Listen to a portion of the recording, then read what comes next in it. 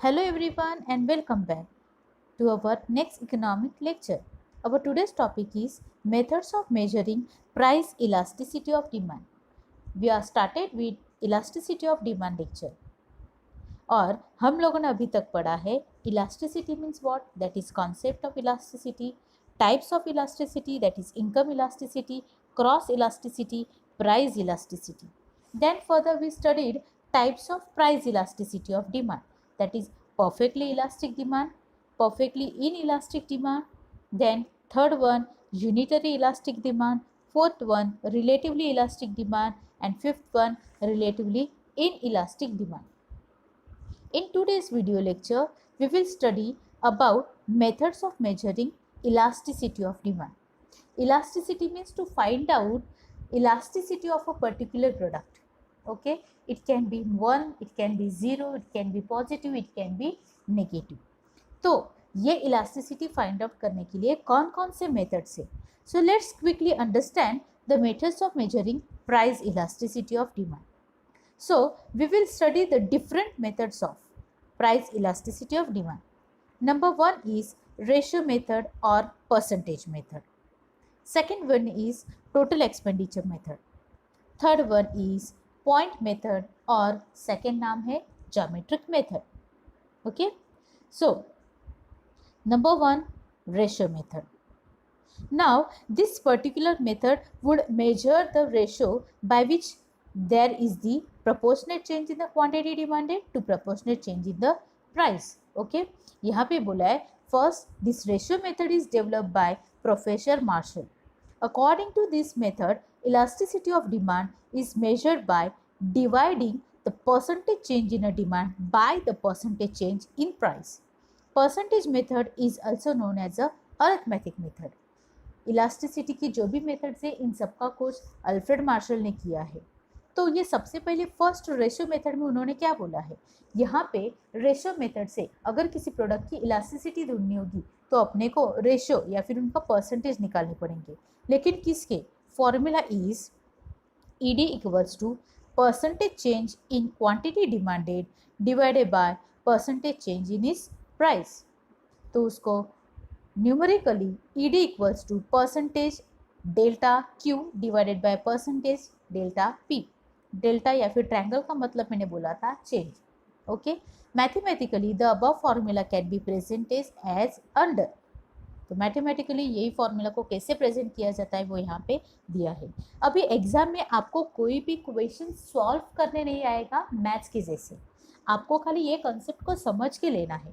और जब भी क्वेश्चन पूछा जाएगा रेशियो मेथड, तो आपको रेशियो मेथड एक्सप्लेन करना होगा, फॉर्मूला देना पड़ेगा और फॉर्मूला के साथ साथ अगर कोई एक एग्जाम्पल यही फॉर्मूला के साथ सॉल्व करके अगर आप दिखाओगे तो आपका आंसर और इफेक्टिव बन सकता है.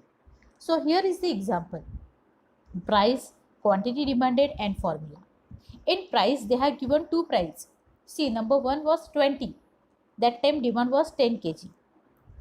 After some times that demand increases, that price increases to 25. So demand decreases to 9. तो यहाँ पे डिमांड में भी बदलाव हुआ, प्राइस में भी चेंज बदलाव हुआ. ओरिजिनल प्राइस जो है वो 20 थी, ओरिजिनल डिमांड 10 था. देन चेंज इन प्राइस 25 नहीं, change in price 25 minus 20. Okay, difference निकालना है अपने को. Then change in a demand 10 minus 9. So you have to put the values in the formula. और formulas में वैल्यू डालने के बाद आपको आंसर आएगा 0.4. अभी आप मुझे बताओ ये 0.4 एक से ज़्यादा है या एक नंबर से कम है. बराबर, ये 0.4 मतलब एक से भी कम है. इसीलिए इलास्टिसिटी ऑफ डिमांड जो है वो है लेस देन 1 या फिर relatively in elastic. Okay, less than 1 के लिए हम लोगों ने टाइप्स ऑफ प्राइस इलास्टिसिटी में पढ़ा था. लेस देन 1 का नाम क्या है, रिलेटिवली इन इलास्टिक. तो यहाँ पे जो भी प्रोडक्ट दिया है, प्रोडक्ट एक्स, उनका जो इलास्टिसिटी वो क्या है, रिलेटिवली इन इलास्टिक. तो ऐसे ही अलग अलग एग्जाम्पल्स देके आप ये जो शॉर्ट नोट है वो यहाँ पे लिख सकते हो. Clear everyone? Now second one is total expenditure method. So here in this method we measure the elasticity of goods with the total expenditure which was done by consumer due to change in the price of goods. Total expenditure, देखो नाम में ही दिया है expenditure method, तो यहाँ पे कोई भी कंज्यूमर अपना जो खर्चा करेगा वो एक्सपेंडिचर के हिसाब से हम लोग प्रोडक्ट की इलास्टिसिटी ढूंढ सकते हैं। Okay, this method again developed by professor Marshall. In this method total amount of expenditure before and after the price change is compared. Here the total expenditure refers to the product of price and quantity demanded. Okay, so I said that here we measure elasticity of demand with the help of total expenditure which was done by the consumer due to change in the price. Product में change होने की वजह से consumer के expenditure में बदलाव होते हैं, तो ये बदलाव ओके उससे हम लोग इलास्टिसिटी फाइंड आउट करते हैं। So here is the formula, total expenditure equals to price into quantity demanded. Expenditure कैसे फाइंड आउट करने का, कितने प्राइस के लिए कितनी चीज़ें परचेस किए। तो सपोज 10 रुपये में 5 चीज़ें अगर हम लोगों ने खर्चे किए हो, 5 चीज़ें परचेस किए होंगे, तो अपने से खर्चा कितना हुआ है 50। 10 इंटू 5 इक्वल्स टू 50। आई बात समझ में। तो ऐसे ही टोटल एक्सपेंडिचर से हम लोग क्या करेंगे, इलास्टिसिटी ढूंढ सकते हैं। Okay, so here we will solve 3 types of elasticity of demand. Okay, ये जो तीनों इलास्टिसिटी है, जैसे कि relatively elastic demand when with a given change in the price of a commodity total outlay मतलब expenditure increases, elasticity of demand is greater than. Expenditure ज़्यादा है तो उसको ग्रेटर देन 1 बोला जाता है। Second, unitary elastic demand when price falls or rises total outlay does not change or remain constant, sorry, elasticity of demand is equal to 1। यहाँ पे price increase हो जाए या डिक्रीज हो जाए, खर्चे अपने उतने ही होते हैं, तो उसको बोला जाता है यूनिटरी इलास्टिक। नेक्स्ट है relatively in elastic demand with a given change in a price of a commodity total outlay decreases, elasticity of demand is less than 1। Okay, अगर खर्चे कम हो रहे तो उसको बोला जाता है रिलेटिवली इन इलास्टिक, एक्सपेंडिचर ज़्यादा हो रहा है तो उसको बोला जाता है relatively elastic demand. So let's solve the example. So here in this table आप देख सकते हो प्राइस, डिमांड और एक्सपेंडिचर दिया है। प्राइस देखो 30 रुपीज़ प्राइस थी तभी डिमांड 4 रुपये था। ओके, तो 30 इंटू 4 आंसर क्या आ रहा है 120। नाउ यह प्राइस चेंजेस, 30 से प्राइस 40 बन जाती है तो डिमांड अपना कम हो जाता है। लेकिन आप देखोगे अपना खर्चा तो वही है जो पहले था, सेम वही है, दैट इज़ 120। क्यों, 40 रुपये से 3 चीज़ें लेके आए तो 40 into 3 equals to 120। So here elasticity is equals to 1, मतलब ही उसको बोला जाता है यूनिटरी इलास्टिक डिमांड। जैसे मैंने पहले बोला, अगर प्राइजेस में चेंज होने की वजह से भी खर्चा सेम हो जाता है तो उसको बोला जाता है unitary elastic demand. Price change, quantity change, expenditure remains same. Clear everyone? Next example, here when price was 10 demand was 6, 10 into 6 equals to 60। Second, again price change हो जाता है 20, सो डिमांड डिक्रीजेस टू 5, तो 20 into 5 equals to 100। तो आप देख सकते हो यहाँ पे जो खर्चे है, पहला 60 था, प्राइस में चेंज होने की वजह से 100 हो रहा है। ओके, प्राइस बढ़ा, ओके, तो उसके वजह से हम लोग कम चीज़ें लेके आ रहे हैं, बट खर्चा क्या हो रहा है ज़्यादा। Okay, more price expenditure less, less price expenditure more. Okay, तो यहाँ पे जो है वो इलास्टिसिटी क्या आएगी, जैसे मैंने बोला है प्राइस में बदलाव होने की वजह से अगर एक्सपेंडिचर ज़्यादा हो रहा है तो वहाँ पे बोला जाता है relatively elastic demand. Clear everyone? Then next is price was 50, demand 2 kg, तो 50 इंटू 2 100 आ रहा है। नेक्स्ट 60 प्राइस इंक्रीज हो गई, डिमांड में बदलाव हो गया और खर्चे में भी बदलाव हुआ, तो खर्चा जो है वो पहला जो ज़्यादा होता था 100 रुपीज़ अभी उससे कम हो रहा है। ओके, तो ये जो इलास्टिसिटी है उसको बोला जाता है रिलेटिवली इनइलास्टिक डिमांड। मैंने इसके पहले आपको टेक्सचुअल में दिया था दैट खर्चा जो है पहले से कम हो रहा है तो लेस इलास्टिक डिमांड, या फिर रिलेटिवली इनइलास्टिक खर्चा ज़्यादा हो रहा है प्राइस में चेंज होने की वजह से तो उसको रिलेटिवली इलास्टिक डिमांड बोला जाता है। और खर्चे में अगर कुछ भी चेंजेस नहीं हो रहे तो उसको बोला जाता है यूनिटरी इलास्टिक डिमांड। तो ये तीनों एग्जाम्पल से आपको इलास्टिसिटी कैसे टोटल आउटले मेथड से कैसे फाइंड कर सकते वो आपको समझा होगा। ओके, ये जो लास्ट एग्जाम्पल मैंने बोला है ओके, उसमें बोला है प्राइस ज़्यादा टोटल एक्सपेंडिचर ज़्यादा, प्राइस कम टोटल एक्सपेंडिचर, प्राइस बढ़ा डिमांड कम हुआ तो टोटल एक्सपेंडिचर क्या हुआ, कम हो गया। ओके, तो यही यहाँ पे अपने को बोला है। टेक्स्ट बुक में अपने को एक टेबल दिया हुआ है टोटल आउटले मेथड। अगर एग्जाम में क्वेश्चन पूछा जाता है तो टोटल आउटले का मीनिंग और उनका ये टेबल बना के आपको ये टेबल एक्सप्लेन करके बताना पड़ेगा that product A B C, okay, ये जो है ए बी सी ये प्रोडक्ट है और उनके प्राइजेस दिए हुए हैं, ओरिजिनल प्राइस दिए, उनके हिसाब से उनका डिमांड और एक्सपेंडिचर दिया है।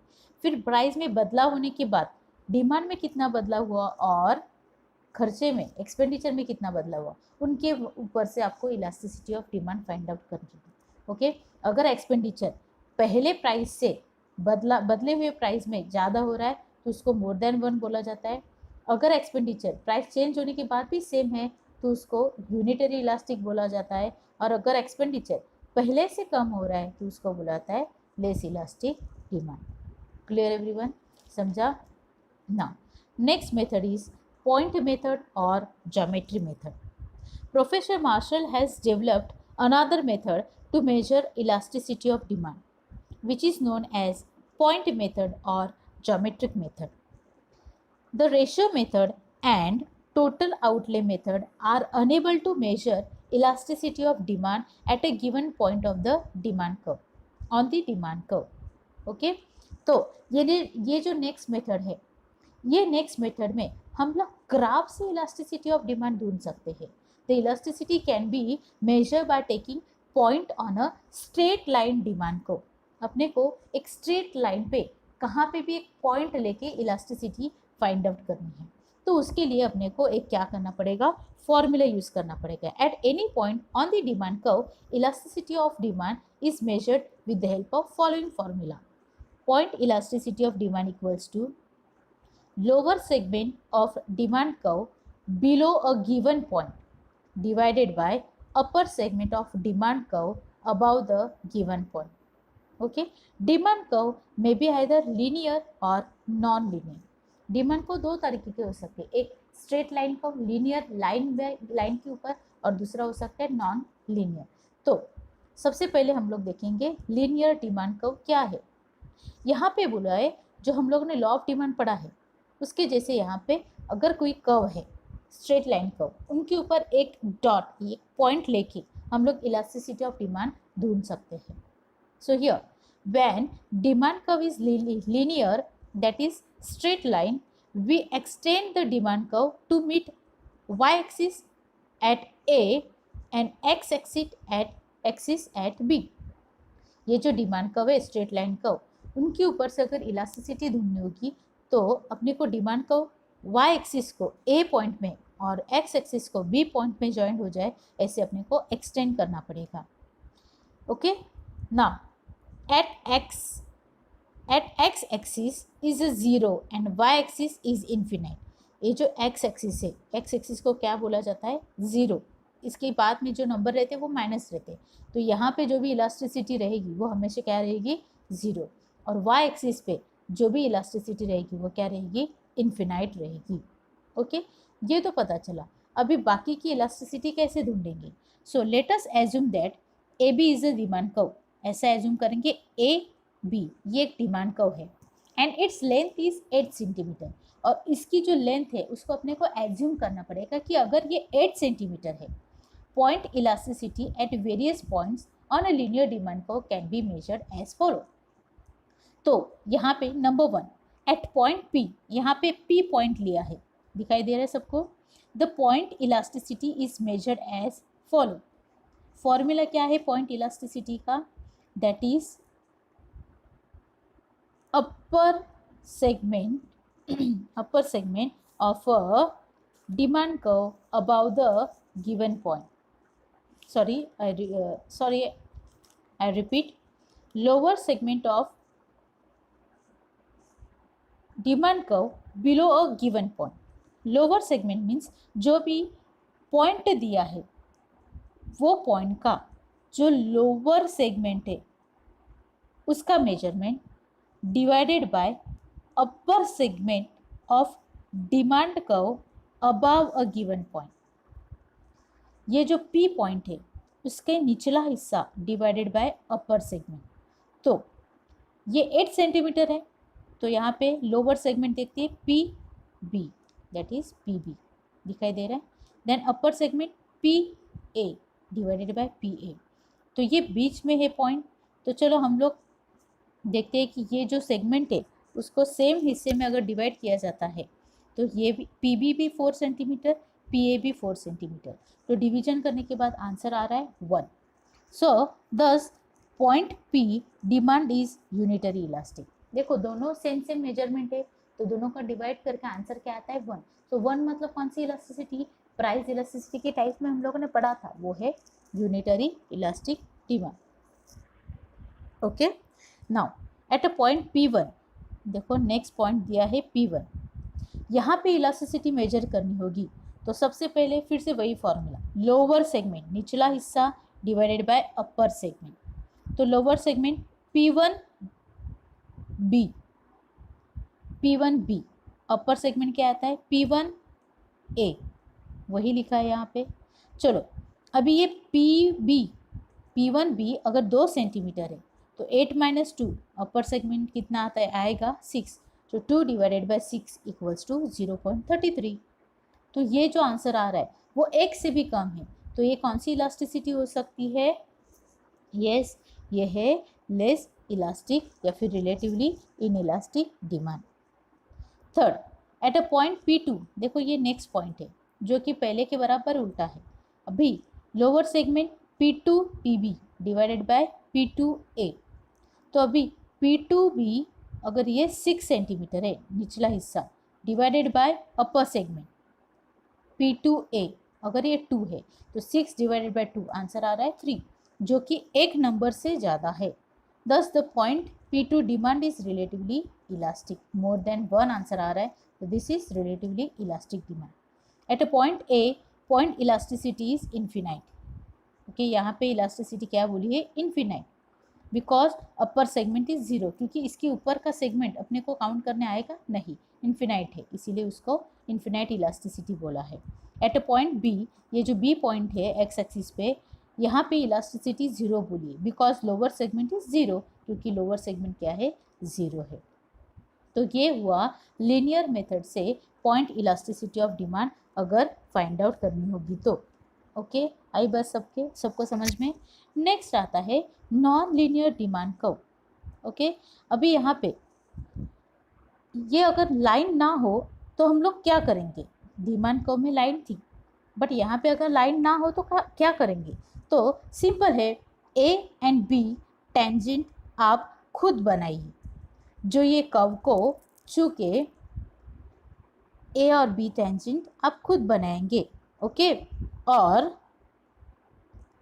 ये जो कर्व है DD, ये जो कर्व है डिमांड कर्व के जैसे, जो नॉन लीनियर है, बराबर लाइन के हिसाब से नहीं है, तो आप ऐसी लाइन बनाइए जो ये कर्व को छू कर जाए। ओके, ई पॉइंट को टच होके जाए, ऐसे A और B लाइन बनानी है जो y एक्सिस पे A पॉइंट पे और B एक्सिस को और x एक्सिस पे B पॉइंट पे टच हो जाए, तो आ गया अपना लीनियर कर्व जैसे। फिर फॉर्मूला वही यूज़ करना है और अपने को क्या फाइंड आउट करनी है, elasticity of demand. If equal then unitary elastic demand, अगर ग्रेटर है तो रिलेटिवली इलास्टिक, अगर लेसर है तो रिलेटिवली इन इलास्टिक डिमांड को।